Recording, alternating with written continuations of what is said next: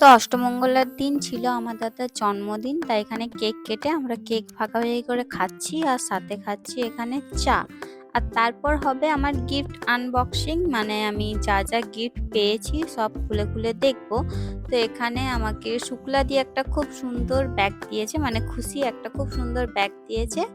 আর এখানে মামুন দিদি, মানে আমার আরেকটা দিদি, সে আমাকে দিয়েছে একটা অপূর্ব ফটো ফ্রেম, যেটা হচ্ছে রাধা কৃষ্ণর। ফটো ফ্রেমটা দেখলে বুঝতে পারবে কি দারুণ দেখতে।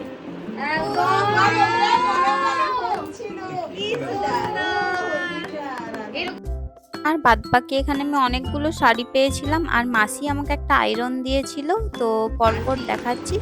আর সুন্দর একটা শাড়ি দিয়েছে, বিয়েতে যেরকম পরেছিল এরকম কালার। হ্যাঁ, এই কালারটা আমি বিয়েতে পরেছিলাম। এই শাড়িটার কালারটাও খুব সুন্দর। সবার এই চকলেটটা দিয়েছে আমার বন্ধুরা।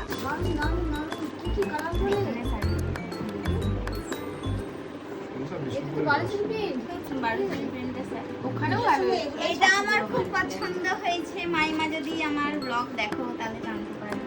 এই যে এত জামা কাপড় শাড়ি আছে, সেগুলোকে তো আয়রন করতে হবে, তাহলে সেই কারণে আয়রন করতে হবে। সবাই অনেক কিছু গিফট দিয়েছে। আর তারপর গিফট আনবক্সিং এর পর এখানে অভিজ্ঞতা আমাদের তরমুজ কেটে খাওয়াচ্ছে। তো আমাদের গ্রুপে সবাই কাজ করে ঋত্বিক বাদ দিয়ে।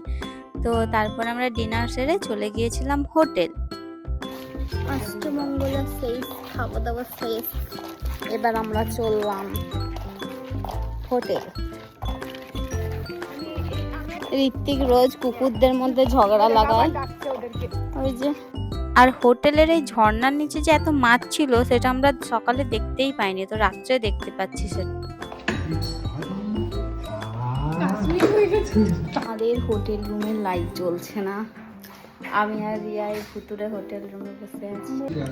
চলো চকলেট খেতে খেতে আজকের দিনটা এখানেই